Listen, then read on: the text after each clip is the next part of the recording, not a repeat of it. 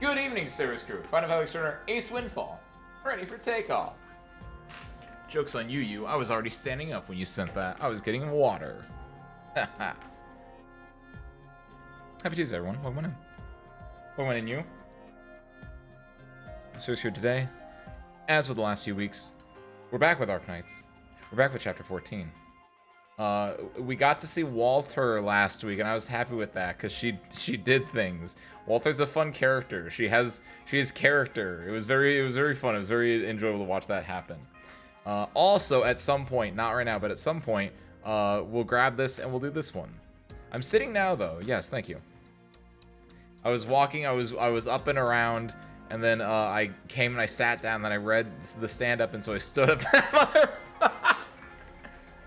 And then I sat down and I saw that and I stood up to start the stream and then I sat down again. Now I'm standing back up to say, hey, let's play some Arknights. Good lord. We have our 1 free roll. We have our 10 roll. We're gonna save that for a little bit later. We're gonna save that for a halfway point. But before anything else, give me some numbers. I'm thinking 2. 2 is like the only one that I'm like, I think it's 2. Yesterday, this went crazy. This was 2 800s. The second 800 means nothing, but it was crazy. It was a fallback maneuver. So I'm thinking 2. I think symmetrical is too obvious, right? Even like doing this as symmetrical. 13. It wraps back around, so this one, perfect. Symmetrical. Look at that one. Top left, bottom right. Ooh. Didn't work out. Sorry, Armonica. Happy Tuesday, Armonica. Welcome on in. But there isn't one. Well, it wraps around, was my assumption. Like, it's, like, whenever you count something, like any true index, it overflows or something. I don't know. I like talking about index overflow, but I don't actually know what that means. I just see it talked about in, like, speedrunning videos. Which I ended up... I don't know how it found me, but I watched one on Super Mario 64. This is the I need to stress this. I've never actually played the original Super Mario 64. I played the Super Mario 64 for the DS that they made back when the DS came out. But for some reason, Super Mario 64 content appears on my YouTube because I think it just gets picked up by the algo. And so today I watched a video all about the low percent, I guess is what you would call it, whatever, the least A press challenge, right? Specifically on one stage of the least A press challenge and how that was optimized to do it with 0 A presses. And if that's not content, I don't know what is. What else is content is the 1 roll. We're not gonna do the 10 roll, we'll do the 1 roll. Give you a little wet your whistle, as it was called.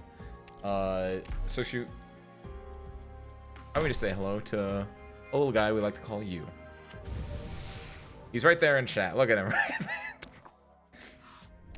Da-da-da-da-da. There he is.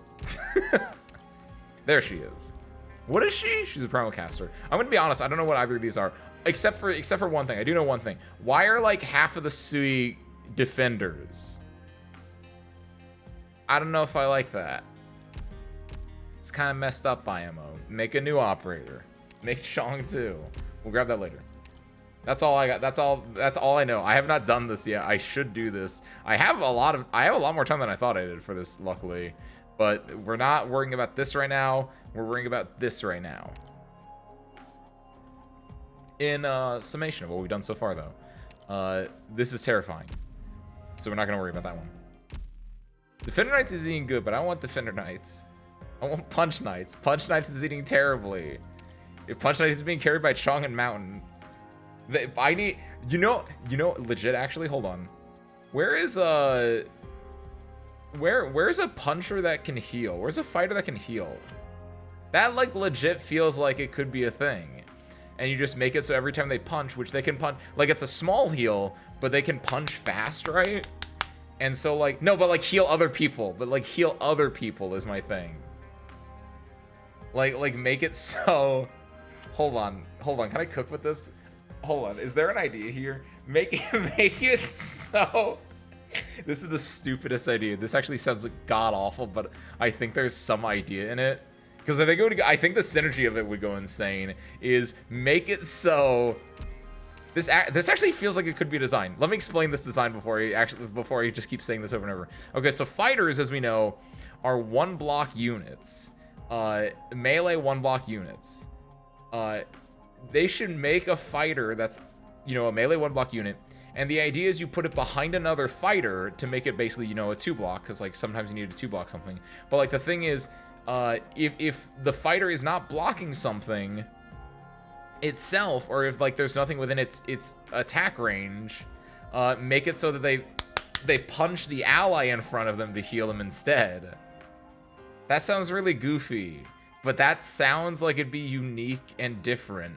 And then like it also is, so like if you do have a fighter in front of another fighter, right? If you do have like Chang'e in front of mythical other fighter, and like maybe 2 enemies come at Chang'e and he's not quick enough to kill them because his skill hasn't popped off yet, and the second one goes past Chang'e, it would just get killed by the other fighter behind him, right? I like that idea. Yostar, steal that. Hypergriff, steal that. Makes they heal allies that are on the other side of the enemy being punched. Ooh, that kind of works as well. Where it's so the way that makes it sound to me, is it would be similar to a It would be similar to a read alter, like just so it's like, okay, well, but it specifically doesn't go to like the sides. It goes to someone directly, like in the same line. Ooh, I like that. Where it's like they're doing like pressure point massages. So that's like the healing. Yes. Hold on. You know who'd be great for that, actually? You know who'd be great for that? Oh! Make waifu's dad. Make waifu's dad a healing fighter. I feel like that'd be like pretty solid. I know he's not like a masseuse, but like I don't know what he does after he gets the scroll from Chang'e. Maybe he starts being a masseuse to go undercover or something. I don't know. I love that idea. Hypergriff, it's yours. All right, enough about the peak game design. Instead, we're doing peak story design, which is chapter 14. Absolved will be the sinners. Thank you, Aeon. What's it, spare parts? Spare parts, you missed my entire thing about having a masseuse. Like, it would be like this: spare parts, give me your back, and then it would just do.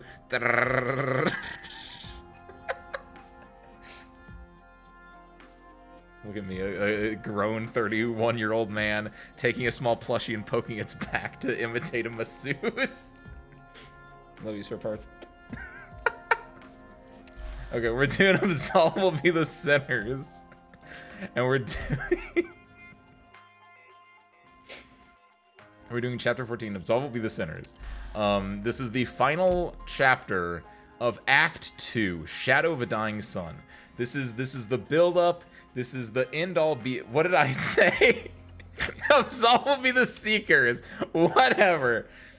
Honestly, I actually legitimately. Why is it the seekers? Why aren't the sinners absolved? Are the seekers also sinners? What do you mean?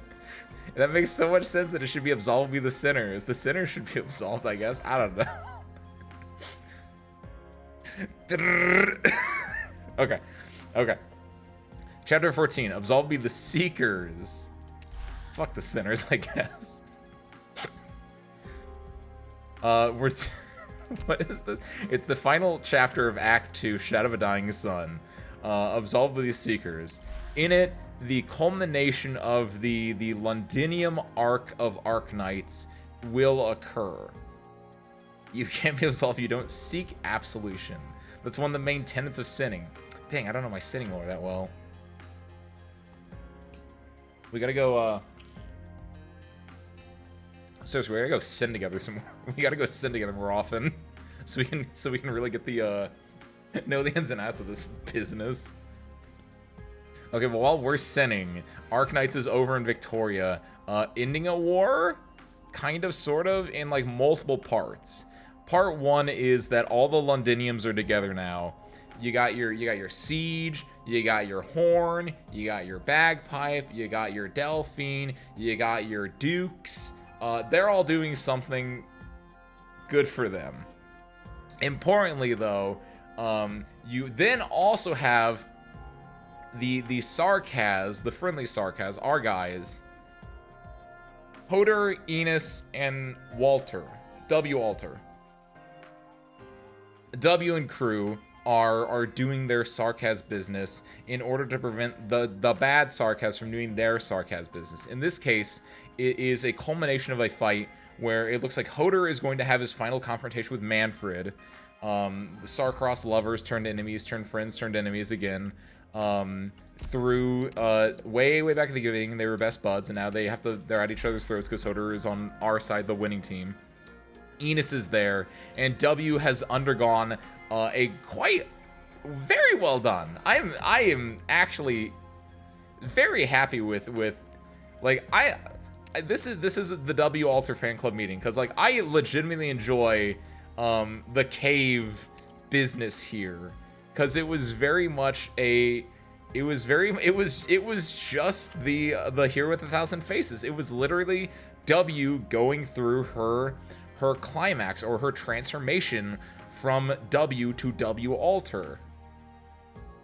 And I sincerely enjoy W being very introspective with a character who really doesn't matter in the grand scheme. He was just a dude that W could talk to and then also blow up. And I thought that was like so well done. I thought that was like perfect. So good on her. Also, sorry, I smacked the mic. I don't know if that made a pop sound. If it did, that's the mic's fault.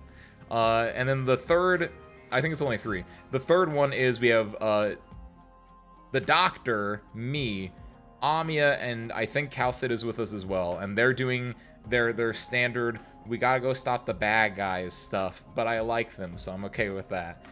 In this case, Amiya is going to be able to pop out even more of her power. And then we're probably going to learn more about Originium and its origins and what it's doing here and why it's not a good. Which we kind of know because we read Babel, but I just like to hear Calcit talk to me. I miss my daughter.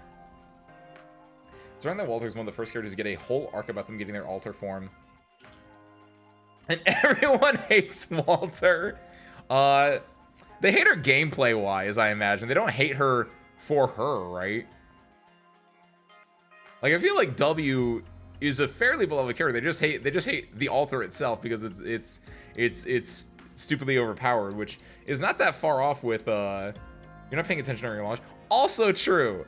Also true. I was more so paying attention to Logos at the time for character stuff. What was with her launch outside of her being like broken for it? Some people straight up insulting her character to how powerful she is as an alter. Well, if that's the case, that is, again, that's them insulting the power of the unit more so than the power of the character. And it's just the idea of some people when they get upset at a thing, they then lash out to other tenets of other related things of that thing when they aren't deserved of the same criticisms necessarily, but people like to tear down in a lot of cases. Also, maybe they just didn't like the character. I don't know. Some people, you have the right to not like the character. I like the character, mostly because she's crazy, and so I understand her characterization. She's not crazy. I need to stress that, but like she's an eccentric character, and I like eccentric characters because they're fun.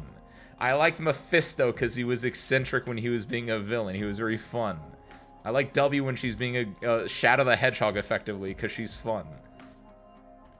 And now she's having her arc on, like, maybe I'm not Shadow the Hedgehog. Or, like, maybe I am Shadow the Hedgehog, but, like, maybe I'm, like, Shadow the Hedgehog, like, when he has to, like, you know, get a team together. Like, she's Shadow from, like, Sonic Heroes or something. I don't know. I don't know anything about that game. But he was leader of Team Dark, so it's like that Shadow. As opposed to, like, Shadow the Hedgehog Shadow, where he was just, he had a gun. And also was being gaslit into thinking he wasn't the real Shadow, even though I think he was the real Shadow all along. I don't know. I always hear that about that game. I played that once at launch 25 years ago. Don't know shit about it. What are we talking about? The end, I think, actually. I think I glanced over everything. Londinium doing Londinium things. W Alter and the Sarkaz having a really good character building set. And then Amiya, the Doctor, and Calcit doing their usual stuff. And then at the very last thing that I saw was, I think the last thing that we cut off on was we got to a battlefield, a big battlefield where the Noxihir King, Dukorael, if I remember his name correctly. Dukorael might be the name of the Sanguinarch, actually. Where the Noxihir King was on the battlefield with a bunch of other Noxihirs in front of him, and it made me think of Unlimited Blade Works, because it was a red sky with a lot of swords in it. Close support. 14-8. Fight war with war, and death with death. And then we also have to go to this. Enemy HP increase and some menus will differ. Got it. Oh yeah, there are mechanics in this game. Origin pollution, active origin storm. So there is a storm. And given how...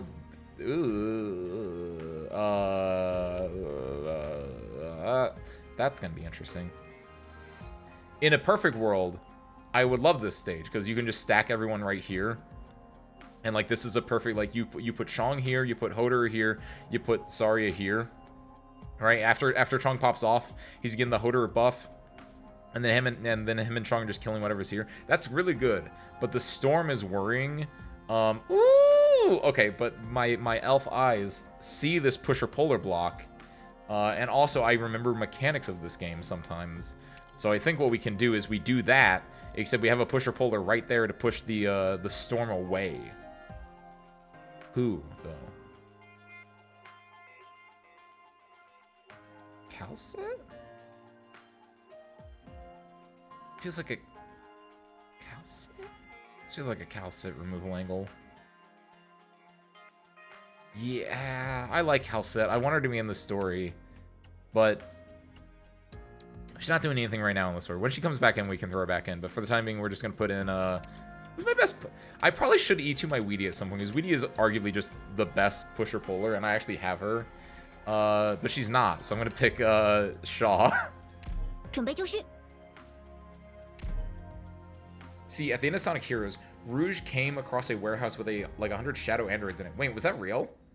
Is that true, actually? All I know is at the end of Sonic Heroes, they fight Metal Overlord. And the reason that I know that, actually, is because I own Sonic Heroes, or I owned Sonic Heroes, I guess, for the GameCube.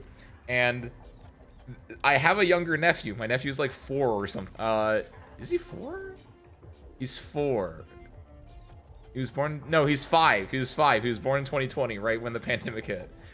He's 5, and we set up the GameCube for him, and he loves Sonic Heroes. And he talks... Every time I go see him, he's like, Uncle Ace, you gotta help me beat Metal Overlord. And that kid is not even beating the hero story. We're working on it, though.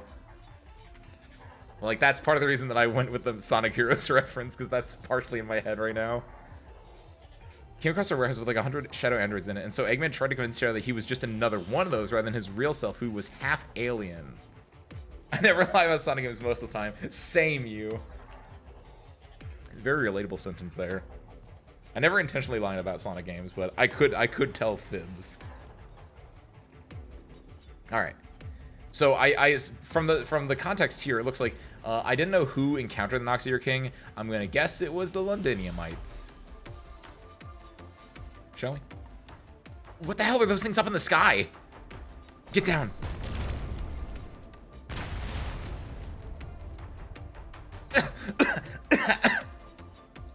Delphine, your right hand. Don't touch. This isn't a normal cannon fire. Sarkaz witchcraft is corrosive in nature. I won't be much help. Those people still trapped in the polluted area. It's too late for them. You got shit in the air, stuff growing on the ground, and crystals and dust everywhere. Can't we take a damn step? The Sarkaz want to turn this battlefield into their home turf, forcing us to put down our gear and cower while they pummel us. When it comes to head-to-head infantry battle, the Sarkaz will surely have an advantage due to their natural physique. Alright, I get it now. It's all just a dirty trick. Which is why we can't afford to get caught off guard. If they ever get the drop on us, we're done for on the spot. Morgan, get as many of our vehicles up and running as you can. Avoid any close combat with Sarkaz infantry. Even if the vehicle's destroyed, don't overlook the mounted cannon. They're the best weapon we've got. Understood! Delphine, send the signalers out as widely as you feasibly can. The exemplars will be able to maintain communication that way, at the least. Of course. If we want to push forward, we're going to have to take down that altar up ahead. Horn, covering fire. Roger! Indra, your team's responsible for holding the enemy back. Doesn't matter if it's casters or arts creations or whatever those things are up in the sky. You got it! Dagda's team, stay with me. Same as always? Same as always. I can see the core. Move out. Another altar of Sarkaz witchcraft. Climb, pull up, leap, bring down the hammer. As the war rages on, they've become more and more familiar with these war machines resembling the devil's eyes. They become more and more familiar with war itself. Vina often feels as if Indra, Morgan, and Dagda have changed somewhat. She trusts that the very same changes can be seen in her. Is it a change for the better? Or a change that came far too late? The devil's crimson eye stares at her. The hammer comes down hard, and the altar begins to collapse before Siege even reaches the ground. It worked! We took it down even quicker than the last one. I hear something. Back up.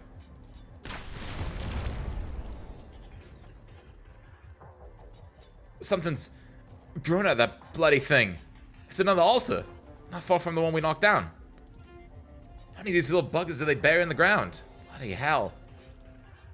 There's no end to them. Siege tightly grips her hammer. They're adapting, but not quickly enough. Trilby Asher, has the location of the Stone of the Sword changed? I haven't been notified of any changes to the plan. Can the ship still move, with all the Originium crystals everywhere? I'll have you know, Victoria has the most powerful fleet on land. We might be slowed a little, but we're certainly not without options. I hear naval guns. I believe it's the Iron Duke's Gastrel, going by the sound. The next round of our assault is beginning.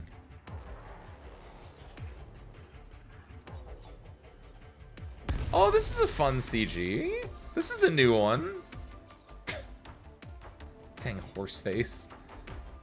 One of Abercorn's assault ships has run to the Sarkaz Advance Brigade. The enemy was hiding in the fog and suddenly appeared. Our vision is severely limited by the Originium crystals, and we cannot follow their movements at all. Has mid-range communication been restored yet? The ship's comm tower is still out of commission. Engineers trying to repair it, but in this Originium dense zone. Your Grace, what are you doing on deck? There's Originium dust everywhere outside. Please, try not to leave the command center. I've heard that Wellington always stands on the deck of the Gastrel, personally commanding his frontline troops. The Iron Duke has been through many battles, but you... Just now, the Gastrel opened fire. Your ears did not deceive you. Is he still pressing forward? I'm afraid so. The Iron Duke's forces have penetrated deeper than we thought, and are about to collide with the Sarkaz core units. Wellington. Does he plan to take the head of the Sarkaz Regent? The Wesley Wellington I knew was indeed a warrior before he became the Iron Duke. His bravery might have bordered on madness, but he would never gamble with the outcome of a battle. Regardless, the Iron Duke's recklessness has placed us at a great risk. As per the initial orders, Duke Abercorn and Duke Ashworth's men are following the Iron Duke, and among them our vanguard as well.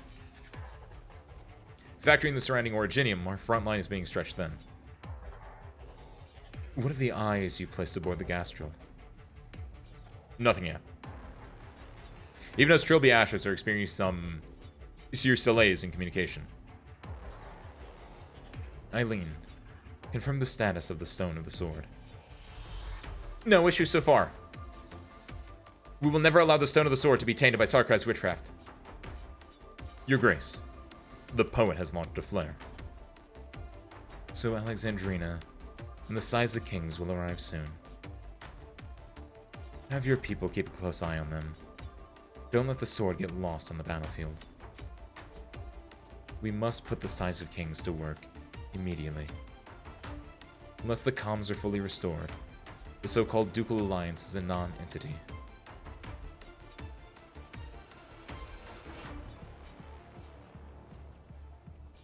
I do like some of the more, casual wear. I saw a lot of Ebenholz pop on my timeline recently because I think he was in the recent Ambient Synesthesia, right? And, like, I think Ebenholz got, like, the kind of, like, clothes that I'm like, yeah, that's cool. Like, that kind of, like, casual, like, very, like, semi-formal to formal, adjacent wear is really nice. And then if you like the more, like, military punk, the gun punky kind of stuff, like, just the traditional, it's not gun punky, that's not the word. Whatever punk, that Arknights standard elite operators basically wear, where it's, like, not cyberpunk and not gun punk, but, like, whatever the meeting point between those two is, it's got a lot of that as well, if you're a big fan of that. It can work really well. The enemy seems to be getting stronger. The same witchcraft. Eats away at us while strengthening them. Siege, watch out!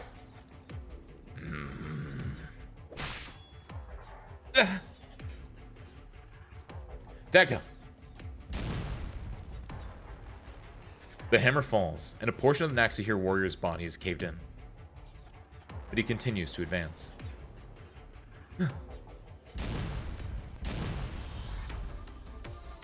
A second swing. Then a third. Dagda leaps back, splitting his waist with her metal claws. The Trilby Asher's flaming blade pierces his chest.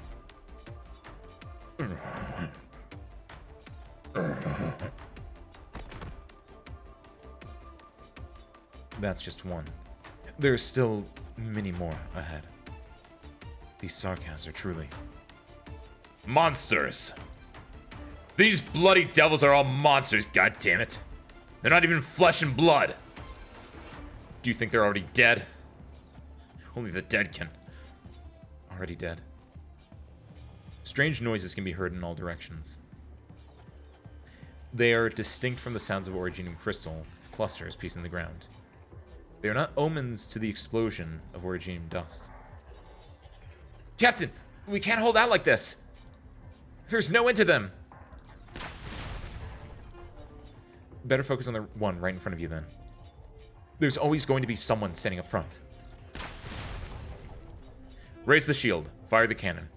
Repeat ad infinitum. Victoria possesses the strongest weapons in all of Terra. One shell can easily blow apart a Sarkaz's armor. Just as quickly, two more Sarkaz rush forth at the same time to take the place. Then, three. The artillery fire unleashes its fury. They cannot stem the surging tide. There's no end to the enemies. She can hardly tell how many Sarkaz are on the ground in front of her. Some standing, some lying. The number of fallen Victorians is perhaps even greater. She can hear bagpipe shouts and the whistling of her spear. From those she finds utmost solace. She can hear bagpipe shouts and the whistling of her spear. From those she finds utmost solace, and that's enough to keep her fighting on. A plume of firelight suddenly springs up not too far away. Bagpipe. What is it, Captain? I think I just saw Hill again. Oh. Hill. That same face again. The same face that appears in her nightmares every now and then, reminding her of how tragically her teammates died. The face of that traitor. He's dead. You see that one lying over there? Seems to have been killed in action some time ago, huh? Captain, just now, did he? He moved. He's standing up again. The man clad in the uniform of Wellington's forces staggers towards them. He lifts the blade in his hands and slashes at the Sarkaz in front of Horn. The armor is too thick, and the recoil pushes his hands away. His arms contort strangely, and he strikes a second time, then a third. That familiar visage is getting closer and closer to them. In the midst of the dead silent gray, only a tiny speck of purple dances. When they said the fire lad, I was like, do you think they're talking about El Banana? And they are. Oh no. It's her. It's Dublin.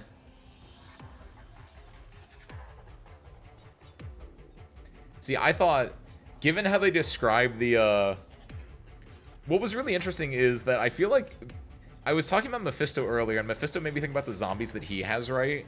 The Sarkaz zombies, which are, not Sarkaz, the infected zombies, which are just like his little puppetry power, basically. And I was thinking, like, the way they described the Sarkaz warrior, like, he was crushed, but he still kept walking. I was like, oh no, they're doing zombies again. They're just doing that again. And, like, even, like, they also have, like, now we have zombies too, kind of, sort of. We, air quotes. Also, we, not air quotes, because she's gonna become an operator soon. I lay down now my soldier's honor here, so that in time the soil of Tara need no longer be soaked in carmine blood, and Draco cross no swords with Draco kin. Be that unless a day comes whereupon Red Dragon's flame should lead all those that fell, our fighters from the forge to be reborn. The third set of altars has been crushed. Milady, our casters are flying soldiers are in position. We're about to approach the largest altar. Our decreased compatriots have managed to protect us from the devil's vile pollution, but the destructive power of their witchcraft is unprecedented. Allow me. Milady, you're going to destroy the altar yourself. You, as my subjects, have done all you needed to do.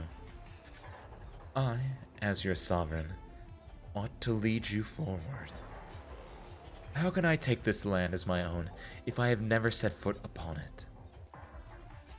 The Red Dragon's flame shall fall upon the battlefield's front lines just as it has for thousands of years. Our altar's being raised. Stay in formation! Don't get scattered by those flames! Keep casting! They're nothing but a ragtag bunch of impotent outbloods! I wouldn't be so sure about that. We're nothing like those Victorians who have it easy. Every Taran warrior has been forged within the shadows, tempered by pain and suffering. We were once known as specters, and we knew most intimately the scent of death. I won't let you! Trying to turn yourself into an arts catalyst? To detonate the altar? As you wish. No! I'm too late!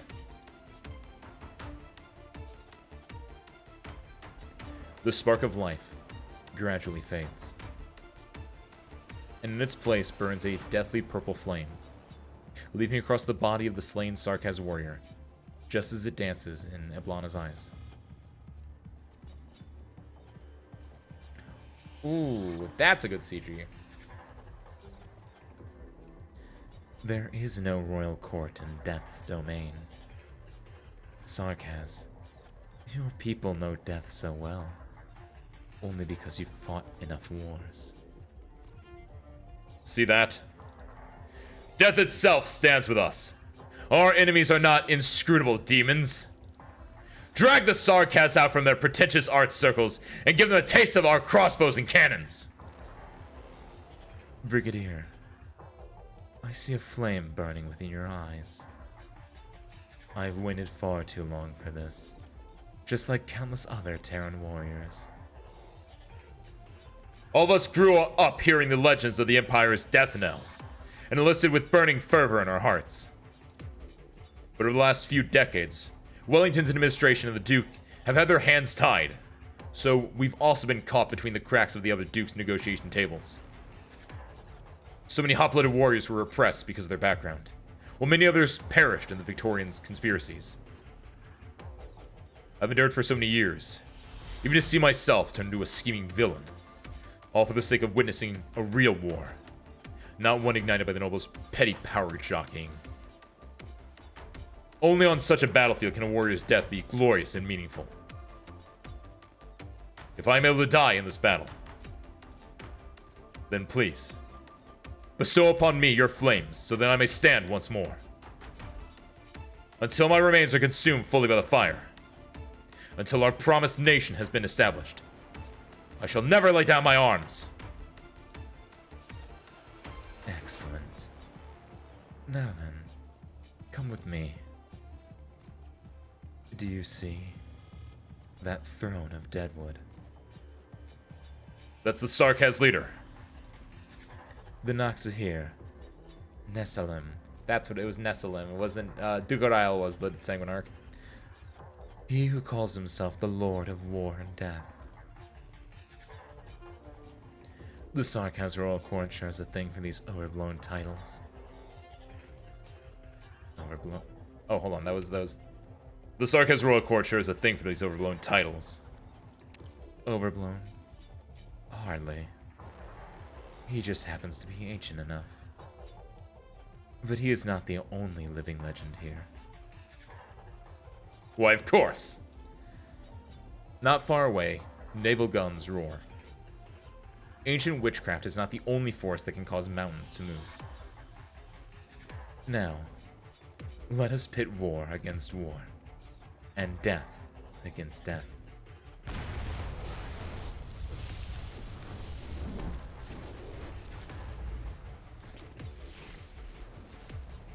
My patriarch, the hunt has been cut short. The Draco Slaves have broken our formation. Draco. Thousands of years ago, the Sarkaz first lost their homeland. They once did battle against a red dragon on this very soil. Those flames turned fields of Sarkaz into charred stone. They are still beside us, beneath our feet. We will stay here. A red dragon will sate our appetite for a while. She is not the one who drives this war. The Noxier King turns his gaze towards a certain part of the battlefield. Behind the red dragon's smoke and flames, a huge shadow is rushing towards them at an unexpected speed. A titan that casts a shadow across the land, able to shake mountains and rivers with but a single breath. No longer is it a mere red dragon.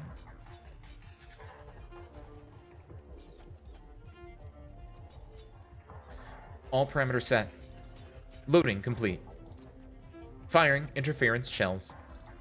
Target locked on. Main guns. First salvo.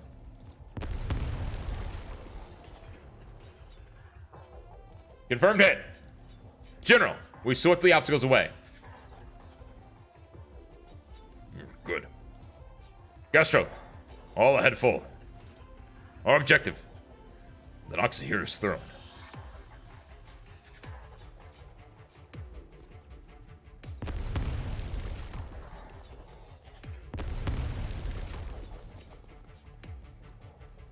The naval guns roar.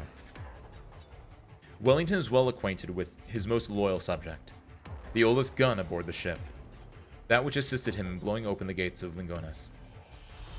He killed the mightiest nomadic city on Terra. He pulled the spine from its corpse and made it a part of his warship. Afterwards, he took the Gastrel to many lands and conquered many foes. The arts orbs of Lithanian casters, the shields of Ursan vanguards, the golden blades of Sargonian assassins. He collected and modified the most valuable components of his enemies and placed them upon his flagship. But not for the sake of commemoration. Only those who have become weak and frail through the passage of time need to rely on these vestiges to remember the past. The Gastro must step over the bones of its enemies, assimilating their powers so that it may become stronger.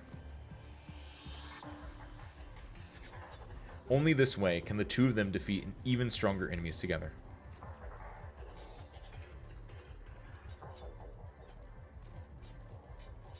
Intercept them!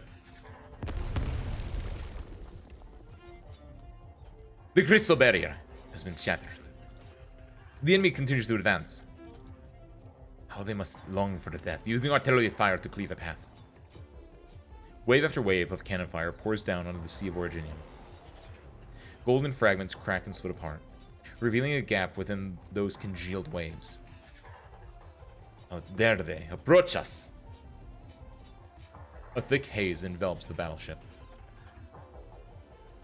Countless Naxir warriors land on its deck, the entire vessel enveloped in the glow of witchcraft. Rend, dismantle, corrode. The cadence of gunfire gradually slows. The hard steel hull is being digested, just like all other prey that has fallen into the Naxir's art circles. Capture complete. Not yet. He lifts his scepter. Branches grow rapidly from beneath the throne, blocking the front of the Naxir's warriors. A shell lodges within the branches. A few seconds later, the shell explodes, tearing the branches asunder. For the first time since the battle began, the Naxir's throne shakes. My patriarch! It matters not. From the thick haze of corruption, the warship slowly comes into view.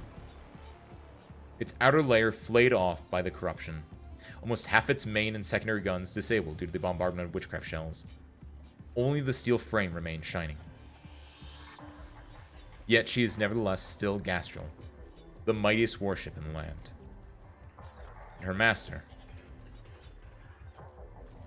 The Sarkaz atop the throne lowers his head, noticing a faint shadow among the crystal clusters.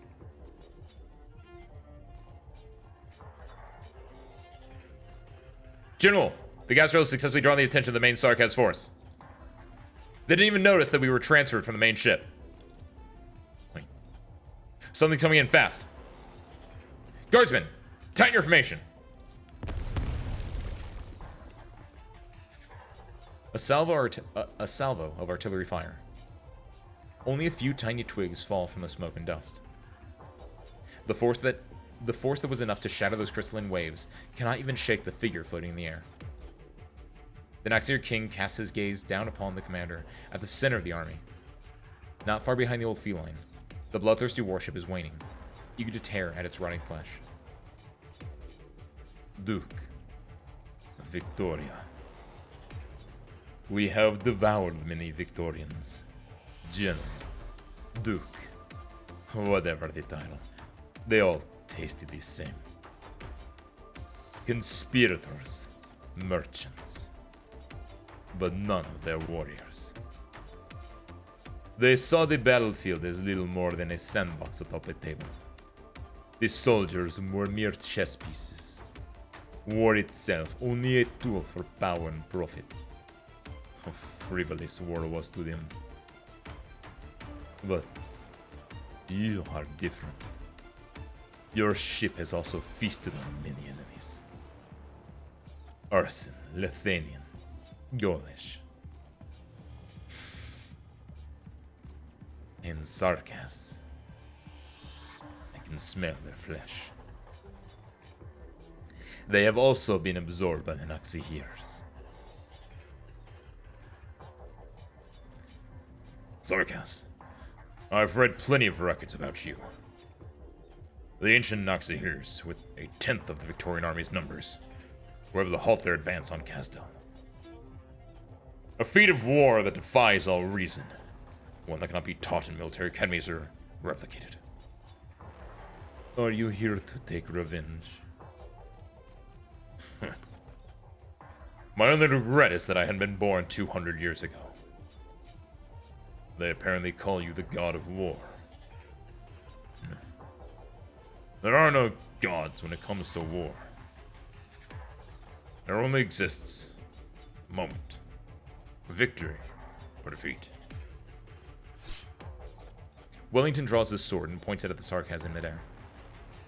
Behind him, all the guns on his ship are pointed in the same direction. Nessalem! I will defeat you.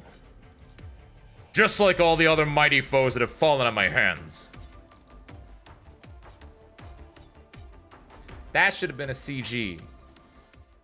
It was a bin. Happy Tuesday, welcome on in. I feel like there aren't enough CGs of the battleships, and I don't like that. Because whenever it was talked about like the battleship coming at them very quickly, I was like, oh, that would be cool. Or like that, that specifically. A CG of the Duke on his battleship with a bunch of guns pointed at the camera, or like off camera in case they want to also show Neslim, would be great. Like, I feel like we don't get enough scale of these battleships. And I part of me thinks it's because they're inconsistent, because they don't know, and it's just kind of like it's a feeling, right? But like I want more like big shots, or like weird and different and like interesting shots of battleships in nomadic cities.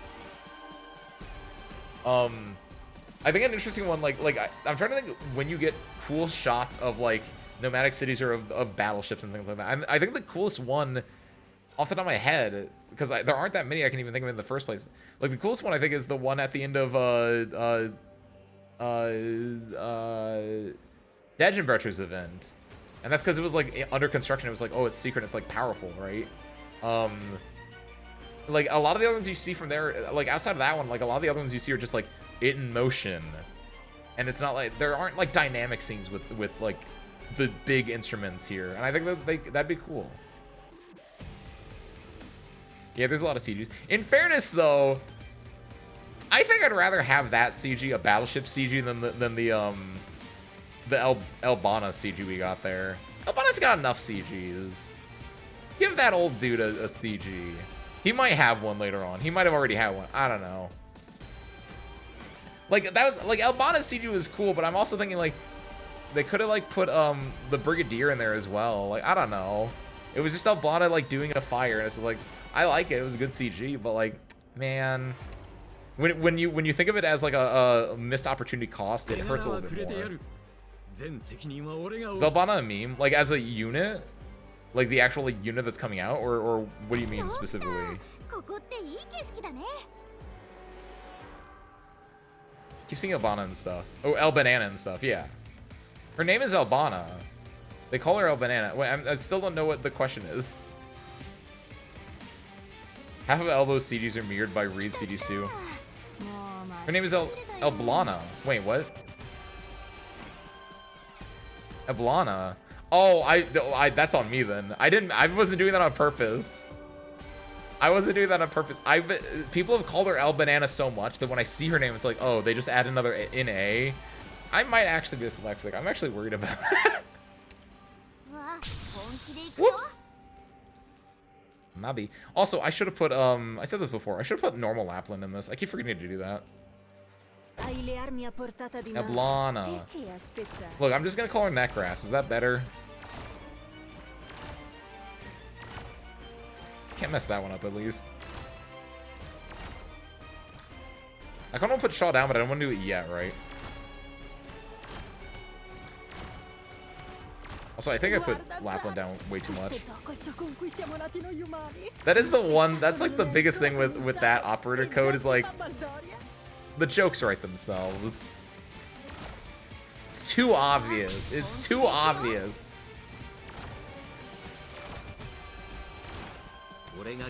That should kill.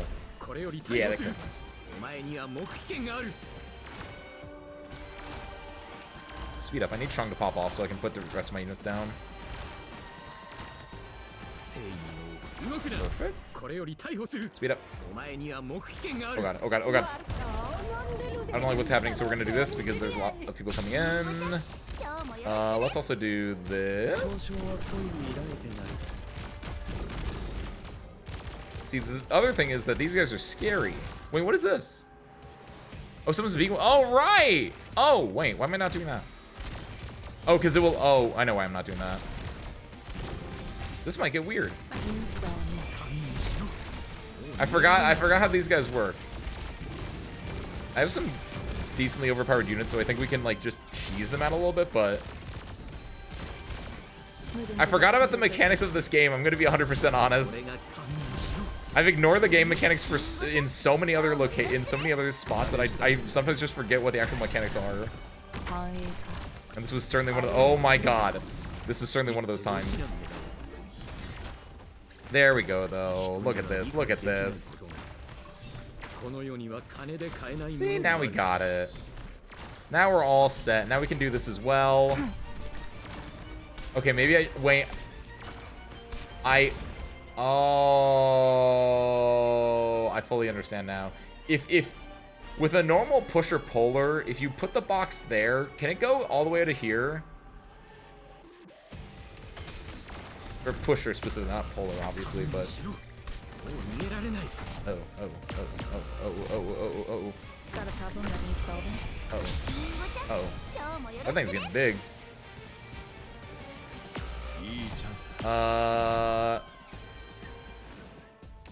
I like that Myrtle is just over there.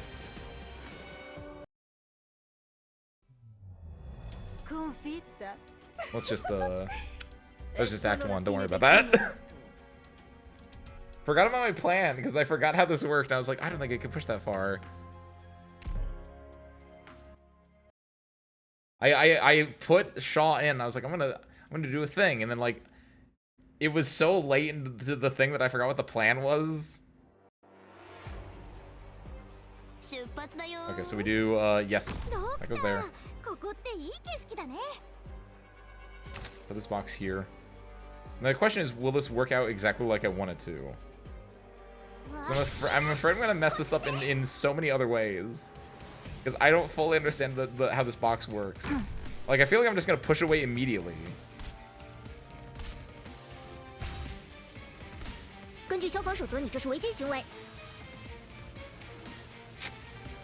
that wasn't it. That's with greatly increased push-pull as well?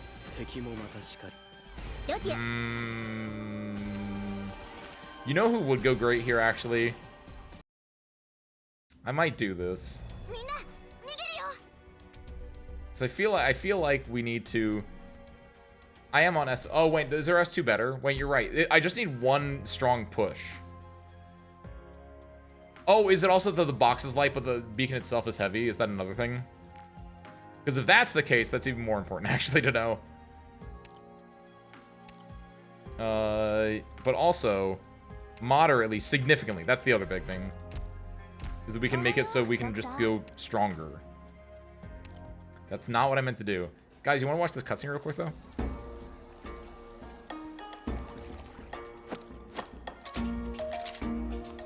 I like that now that I didn't get spoiled on the Ilsu Guzano event. That was the only one that I was like, I don't want to watch this cutscene. Like I had to download Arknights on like 3 different devices, right? My computer, and then also my phone. And so I like watching the cutscene whenever it's updating. It's just like, this is nice.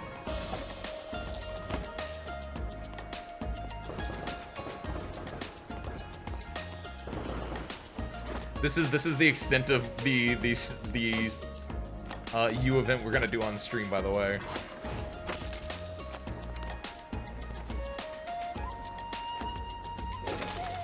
See, I like the things in here. Service crew, since I'm not gonna be doing this event on the stream, you guys have all read this event? Question mark. I need the TLDR. I need is Chang'e in this event? Is Nian in this event? Or is this mostly like a Blaze-centric event? Because obviously it's a U event, but I'm seeing a lot of Blaze in here, and like, it's about family? So it's like Star Wars? Daddy appears for a bit. Who is Daddy? Like Big Dad Dragon?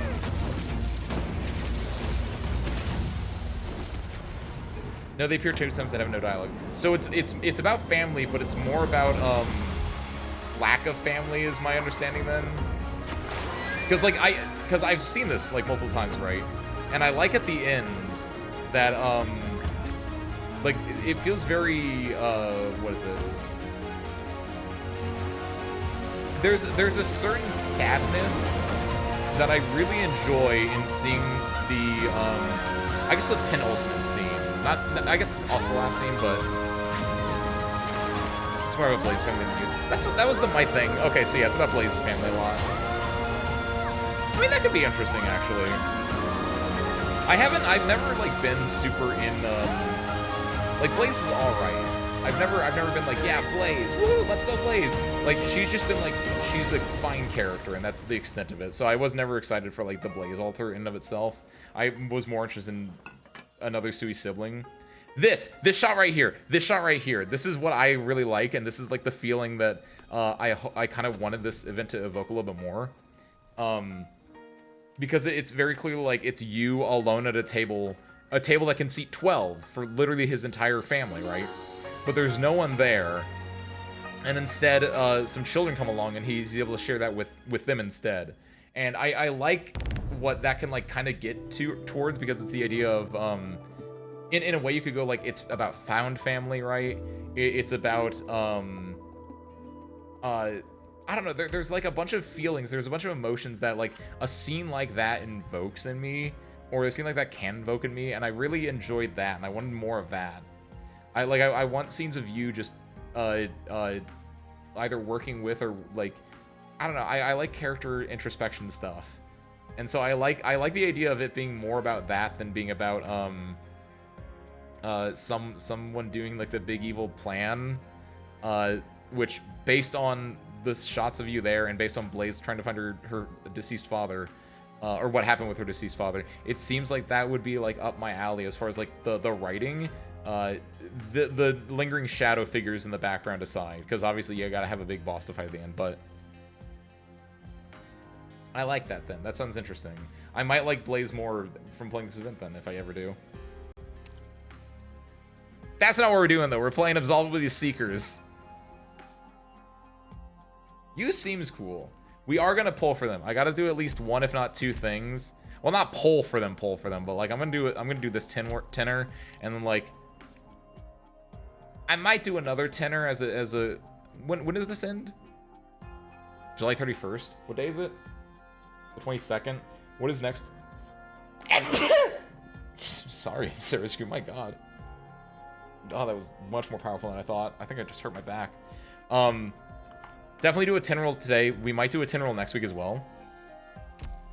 I'm claiming it in literally an hour. I know it has an expiration. The expiration is when the event ends. Claim it now. Like, yes, it doesn't matter when I claim it because it's only up as far as the banner is up. Come on. We're saving it just so you know that I'm chaste. I'm a good boy. I haven't touched this event at all. It makes me a good concubine. According to Apothecary Diaries Season 2, which I just started today. Not Season 2 specifically, obviously that's the big thing in everything, but like, I started it. It's okay. I like Season 1. The Season 1 was very good. I was really happy with how it ended. Season 2, I think Episode 1 is kind of weak. It feels weird. It doesn't feel like that should be the first episode of the second season. It feels like that should be like a random, nearly anime-only episode, but I guess it gets us back into the world. Episode 2, though, it's good. It sets up the main story. It sets up like the plot. So I liked it a lot more. Episode 1 just introduced us to a cat and to a girl. I did like the scene with Jinchi realizing that Mao Mao is just a cat when Mao was like explaining like why people like cats. I thought that was cute, but the first episode was kind of weak, TBH. Unrelated though. What is related is what are we doing? Oh wait, we weren't even supposed to go back here. Hold on. I left this entirely for one reason.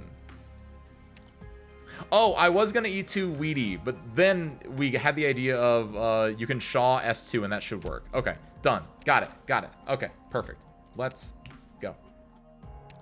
Nope. Done. There we go. I have to make sure they actually switch to. There we go. I set default skill should be S1, S2 here. Whoops. Fixed it.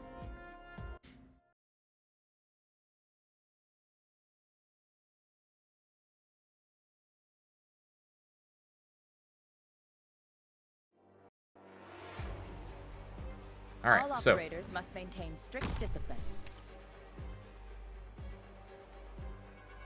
So the idea will be that we want to. Do we want to break it with the skill? I assume. I didn't do this right. I didn't do this right. I didn't do this right. I didn't do this right. I forgot how strong. I can take out a few more. Whoops. You go. Don't worry. Don't look at that. Don't look at that. That's Act 1. You're correct. A little bit late on it though.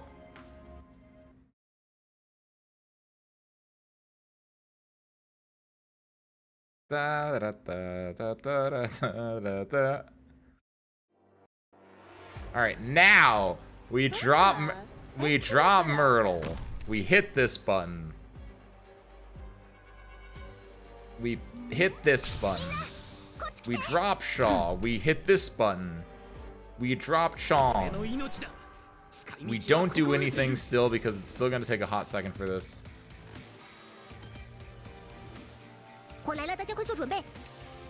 Now we hit this.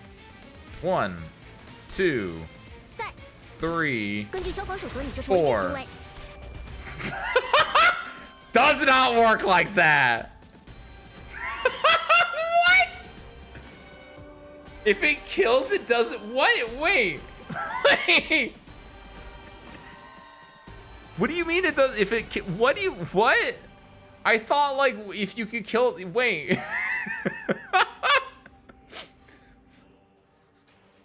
If it kills, it doesn't push? Oh no. Got to post the screenshots of the staircase from yesterday. I posted them. What's it look like?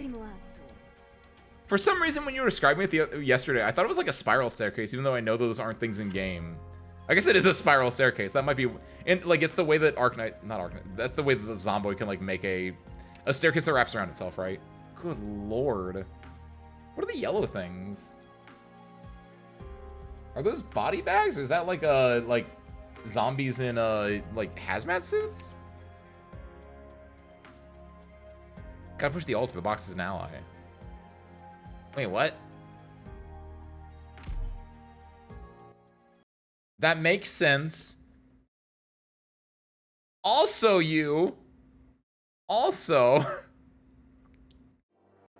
that doesn't make sense, but it does make sense. Hold on. So I guess it does. I'm summoning it, so it is a friend. But why can I attack it? But then you know what that makes me think of you. The fact that I can attack a friend, you know what else could attack a friend? A masseuse operator. I think that idea goes insane. I'm so glad we thought about that.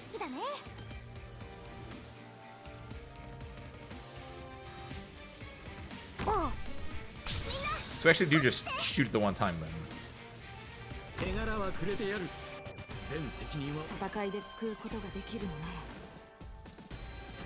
What else do I want to do? You!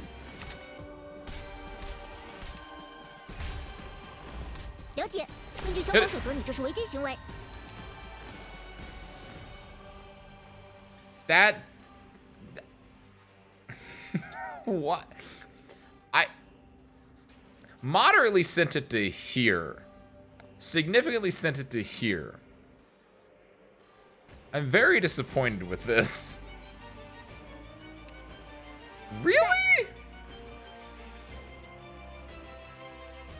She can't even reach that after that point then. All right, no. I'm cheating then. I'm cheating then. I'm doing what I do want to. Don't worry about it. It says significantly. I assume I have 7. Hope I have 7. It'd be real embarrassing if it wasn't.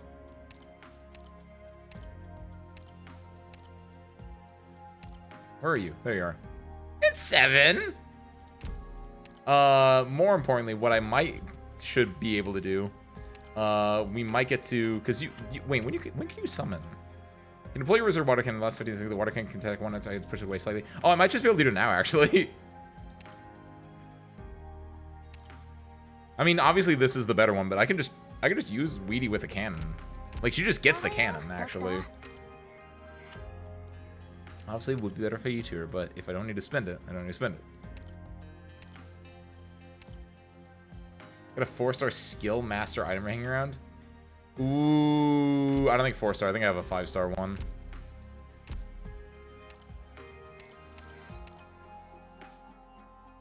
Yeah, I have the 5-star one, not the 4-star one. What do you use the 4-star one on?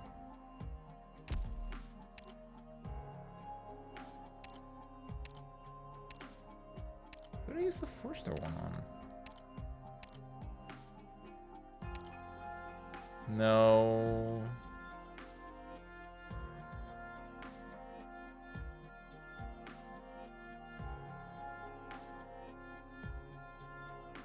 That's weird. That's not good. Maybe I did use it on Myrtle if I did get one.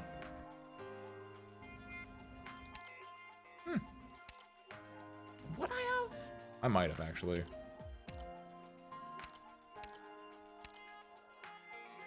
Look, all that matters is that we just swap it out for Weedy.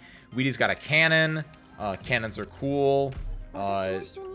She can be just like Lord Wellington there, except, you know, water cannon versus explodey cannon. Easy. Also, Cersei, it's hot. It's because we're in hell, but we don't rely on the tile and just put both on the leftmost available tile. Because why would they give me this specialist tactical point if they don't want me to use it? The game clearly wanted me to use this, so I want to use it. And then I'm going to get upset because the game clearly didn't want me to use it that much. I don't like that. I don't like, if this is purely bait, I don't like that they did that. And I'm quite upset with them.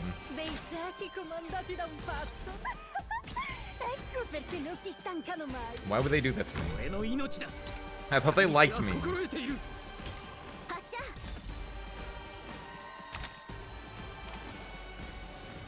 We gotta do this so the thing attacks the beacon and not anything else. Yeah, push it. Little by little, little by little. No!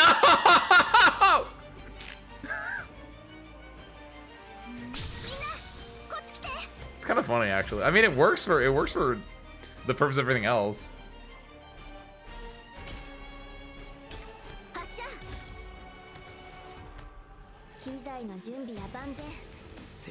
Well, because at the very least now she can, like, you know, help with this thing. I don't know. Don't worry about it. We're winning. Skill 1. I don't have her E2. Don't tell me skill 3. Also, oh, wait a minute. Did I do the... I think I know what I did. I think I know what I did. I did the thing again where I changed her default instead of actually changing her skill. Please tell me it's going to go to the left.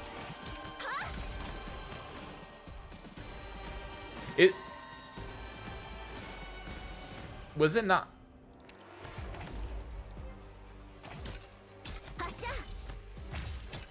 Was it attacking this? Do these things have taunt, actually? I have several questions. Hold on. So let's use permanent push on all attacks. Takes a while to charge, but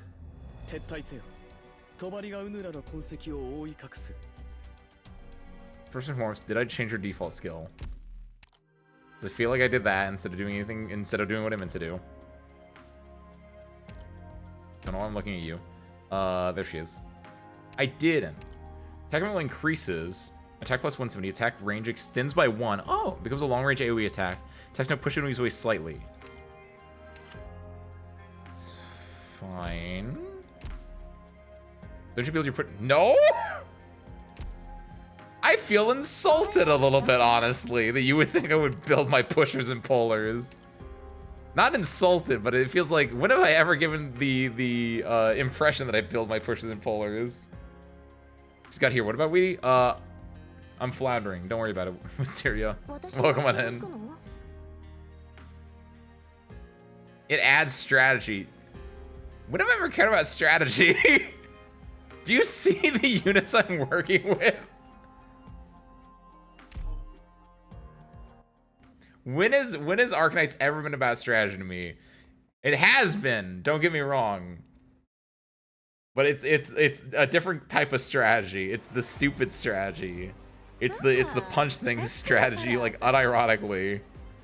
And by punch things, I don't necessarily mean fighters, because my mountain's not E2'd, so clearly not that. But I mean like punch things in a way that I think is cool.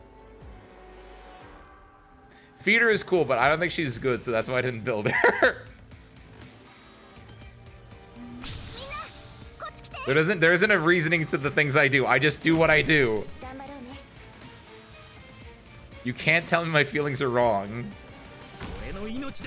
I play this game based on the scriptures handed down to me by a Tibetan man who lives out in the boonies, and he writes in script that has only been deciphered in 3 languages.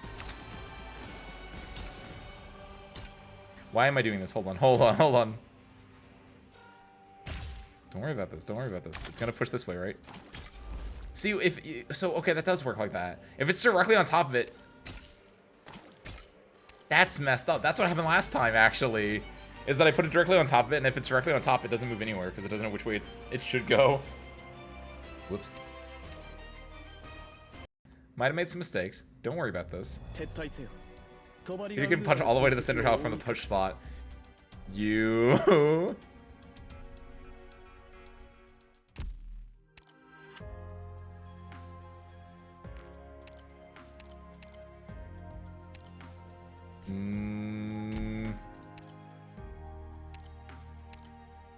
Significantly rushes forward immediately and back to... It's not going to be... We could also... We do have the thing, so we could... If we did E2 her, we could then use the ticket. Get the story primarily from your stream, so just speed through the stage when I'm playing. Don't even know what the deployable thing is. How'd you do the stage? It's got the... I guess I don't even know if I need to do it. I think I need to do it a little bit, or I can, like, cheese it out. If I get Logos out there sooner, Logos can, like, true damage E through them. Because, yeah, that's the biggest thing, is if you can go... I did not switch to feeder.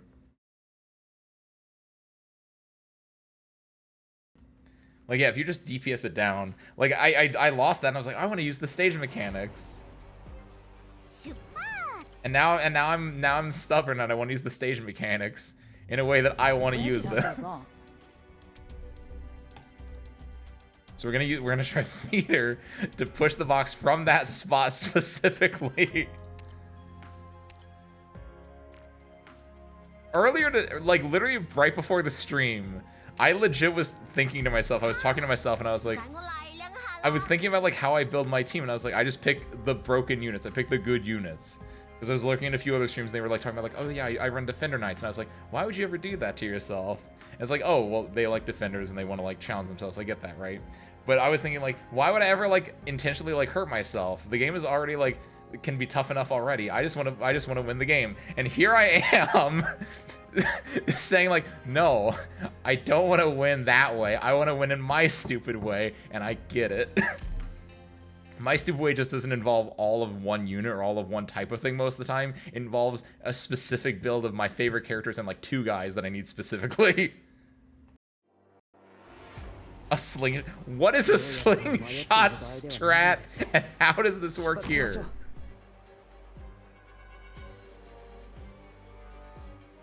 Can you get the play? She's a push puller, right? Yeah, okay. For some reason, I thought she was only like a melee push puller for some reason.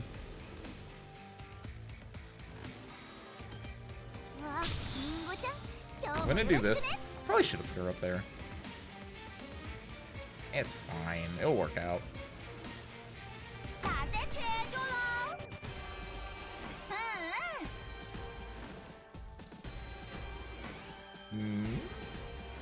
This talent is kind of awful, isn't it? Feels like it does nothing for her.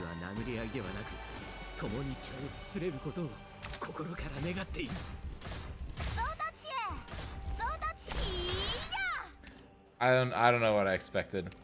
Question mark though is yes. Okay, so there's a follow up though. That's the important thing. And it's in a decent spot right now. Yeah, there it is. There it is. All right. That's my feeder. All right, she's getting E2'd. Oh, that was a bad proc on that one. Might be. That was fantastic. Feeder, prank this guy. Dang it, I didn't realize he was gonna ram into the wall. Use a push and pull on one enemy at the time of the skill activation. Wait.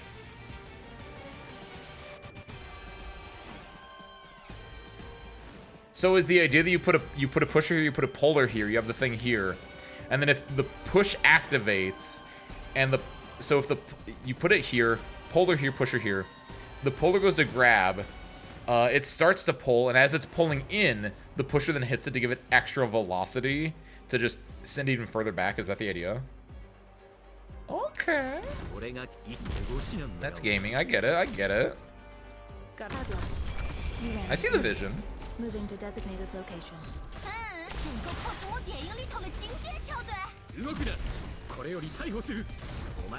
Oh, this is perfect, by the way. It's Grasslayer's favorite game. I do like watching the videos of people getting bounced around the map a lot.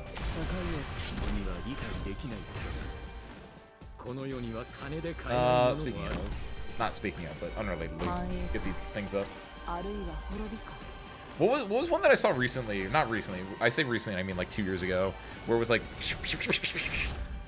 It wasn't with Crown Slayer, it was like with some other enemy at some other point in time that had like a weird like bounce them all around strat. Dorothy's Vision, where that strat became more widely known because the orbs. No, Dorothy's Vision was not that one. That was the other one. That was Lone Trail, where it had the balls that like changed the gravity. Why did Dorothy's Vision become more widely known there? Because of Dorothy herself, or because of like the small units? Unrelatedly. Big watts for 2 over 1 push pulse used to. Oh. See, I was thinking like when you said that, I was thinking like, oh, to like bounce them around like in a goofy way, but you're meaning just to like be able to bounce them normally. All right. 65 hours into the operation. There she is. There she is. The battle between the Ducal Alliance and Noxie is brutal. Just farther ahead is the Silver Rock Bluffs. The originating response is intense, and the vehicle has already been paralyzed. Venus should be arriving at the front line soon. The Exilers have a tough task ahead of them. When the Size of Kings and the Stone of the Sword become one, we'll be able to see it from our position. Catastrophes be sundered. It's only a myth. When people see things that defy explanation, they tend to exaggerate and romanticize them, and passing down those to generations. The Size of Kings and the Shard, the Victorians' shield and spear. The Shard is an application of Originium on the same level as large-scale witchcraft devices. And the Size of Kings is able to neutralize certain Originium reactions. I see you've done your homework. Originium is often likened to a chronic disease. To this day, the people of Terra's best solution to catastrophes has been, and still is, to avoid them. It's incredibly difficult for people to directly intervene in the mechanisms of Originium, but the Victorians have long mastered these tools to save themselves. The origin of the Size of Kings lies not in Victoria, right? The first time I saw the Size of Kings was deep within the palace of the Shahanansha in Sargon. People regard it as a symbol of the Aslan's royal authority and believe that it can protect any settlement or city. This is indeed true. It is able to neutralize Originium reactions to a certain extent. Only to a certain extent. You didn't seem particularly concerned about that caveat. That's right. No matter how much effort the Sargonian casters put into unearthing and retrofitting it, it was nothing but a former city defense device.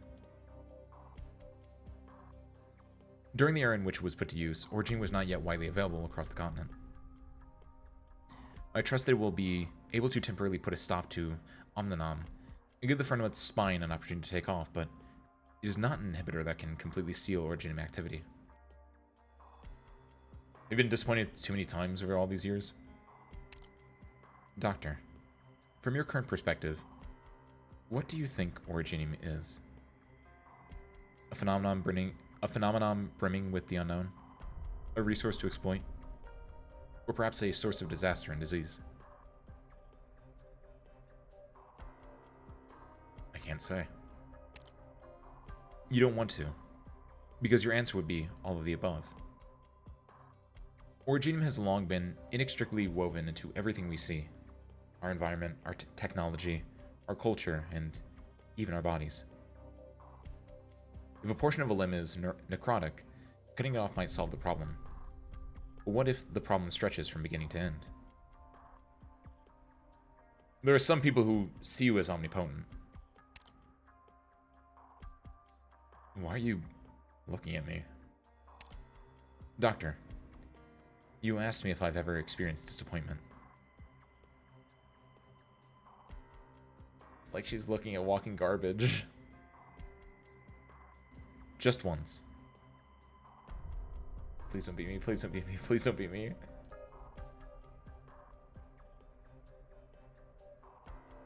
It's me. I allowed myself to become overly dependent on one person, made a series of poor judgments, and paid the price. Are you referring to...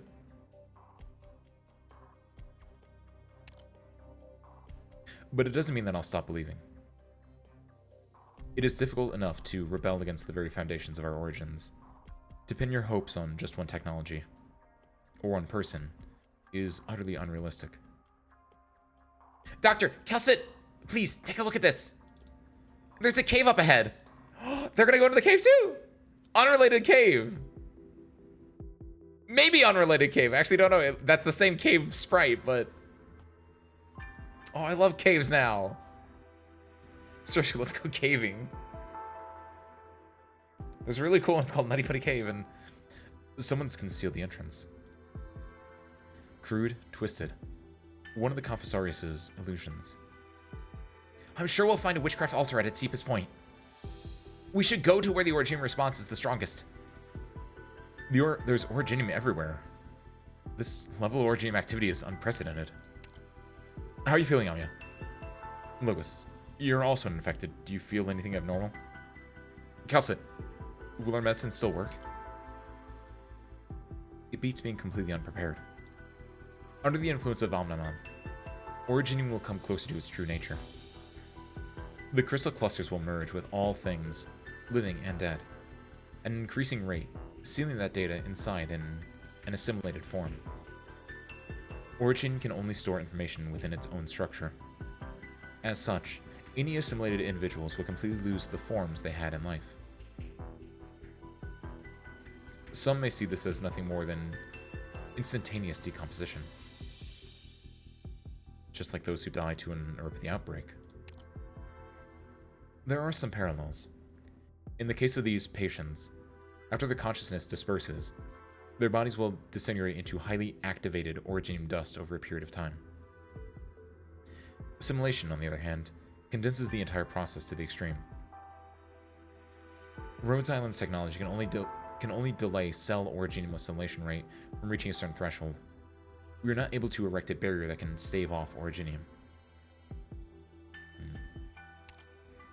Don't worry too much about that, Doctor. The Originium saturation rate in our current environment is far from an extreme level. Is our situation not extreme enough still? It's, hard for me not to worry about. Right now, we can still breathe and... oh god. Right now, we can still breathe and move about. If we're quick enough to stop the Originium from spreading further, all hope is not lost yet. Dr. Kelsit! Doctor! I can hear enemy movements. Logos, please prepare to intercept the enemy.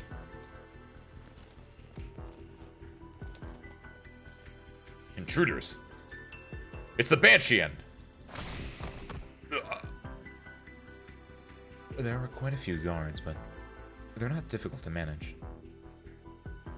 There must be greater dangers yet lurking in the shadows. Doctor, please stay close to us. The interference with Confessorius witchcraft is making it hard for me to pinpoint the exact location, but the blood of Tikaz is undoubtedly nearby. Tikaz's blood roused the first Originium from its slumber. Over the millennia, the fate of the Sarkaz has been tangled together with Originium. Ami and Logos are suffering, or rather, they shouldered this pain the entire time just to come this far. What about you, then? You think of all the times Kelsit has had to suppress the words she wished to say. You are not only a witness and a bystander. Surely you share a deeper connection with Originium. with this war, and with everything that's been going on. Boy, don't I know it. This is the blood of Tikaz. The Grail's obsession. This so-called pure blood is free of impurities. By itself, it possesses no inherent power. Amia, cut off its connection to the altar. Got it! Wait. Dr. Calcit? Monster. Attack the corpse of that guard over there.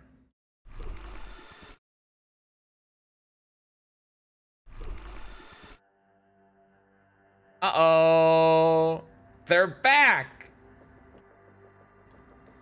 There's another monster? No, there's more than just one. All those defeated Confessori's guards weren't real guards at all. Near perfect replicas. Only he could decorate this cave to look nearly identical to a real altar. This was a trap designed to lure us in. Damatse. Amia, get behind me. Monster stands in front of you, and you grip Amia's hand tightly. The blood of Tikaz is collapsing along with the entire altar, the surrounding rock walls pressing ever closer.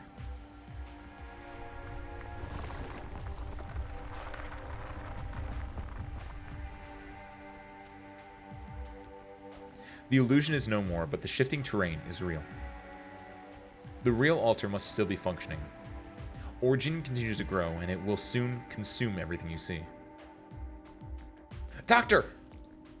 This is the Confessori's den.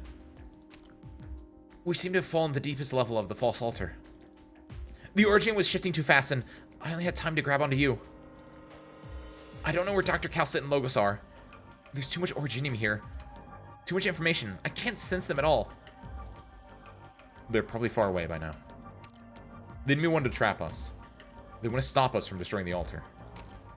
But you might still be the Confessori's real target. What they want is the King of the Sarkaz. The ground is still shaking. Are the crystal clusters still spreading? Wait, that's...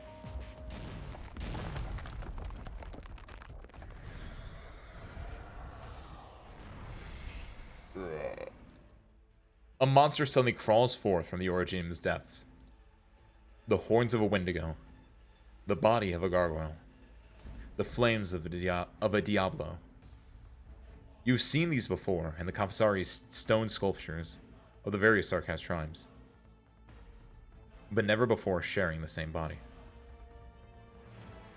His emotions are chaotic. I see only memories, fragmented, blurry, and mashed together. Amia, over there! There'll be many more, Doctor. This is the cave that gave birth to them. The Confessori sculpted them from Sarkaz blood and Originium, and gave birth to these creatures. Does this make you sad, Amia? They're alive, Doctor. They aren't chunks of rock or constructs of witchcraft. They are living beings. But they obey only the call of the Confessorius. They do not feel any pain, nor do they cry for their fate. People would normally call these creatures monsters. That's right. Monsters. Or alternatively, chimeras. Who are you even mourning for? Even for these mindless kin, or for yourself, the chimera forced to wear a crown?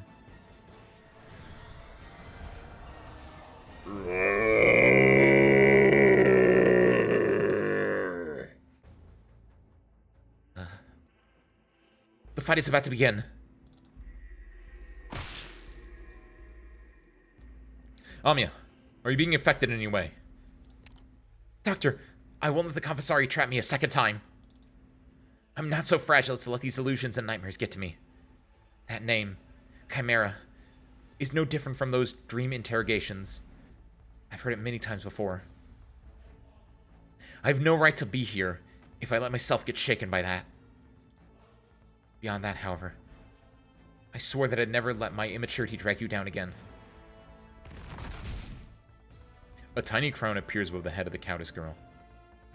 Black lines interweave and take form between her fingers. Your connection with the king is deepening. Perhaps. But it might not be enough.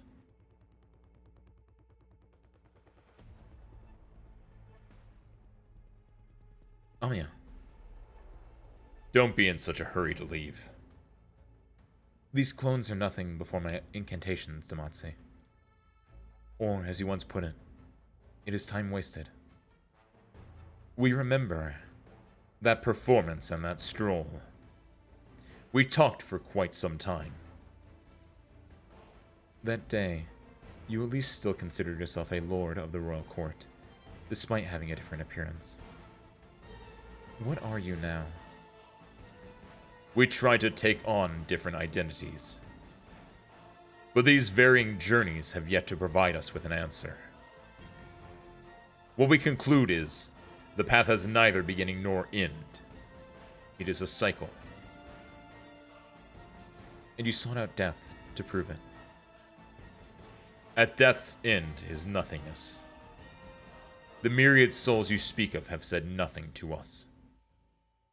Banshee, how did it feel to sound the bone whistle for us?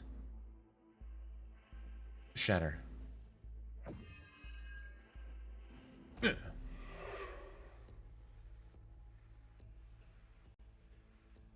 There's no end to them. This is all you can muster? You've lost a lot of bite after your first death.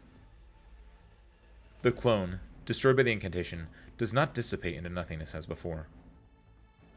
Instead, that body simply collapses, sinking into the Originian tides until it quickly disappears without a trace. From it, a hand resembling a withered branch extends from within the crystal cluster. Suraram. Banshee, you once killed me as well. On the battlefield, I am not one of you.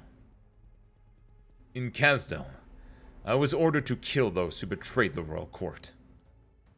You got in my way and separated my head from my shoulders with your incantations. You were but a child then, with a puerile voice. I remember you. The traitors you mentioned were a family of 3 who wanted to flee Kazdel in search of a peaceful life. They swore an oath of fealty to the royal court. The royal court should never be held above ordinary Sarkaz. You may have been a war hero of Kazdel once, but I cannot allow you to slaughter civilians. So you chose Babel and Teresa, all for the sake of your so-called ordinary Sarkaz. That is the righteous path to the future.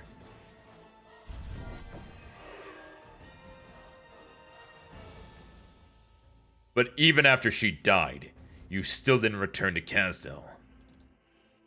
You even helped those outsiders steal away the King of Sarkaz. The inheritance of the King of Sarkaz was a decision made by Her Highness Theresa. You killed me with your own hands. When your incantations were coiling around my heart, strangling it. I couldn't believe it. After fighting alongside each other for so many years, whatever you felt towards me paled in comparison to those outsiders.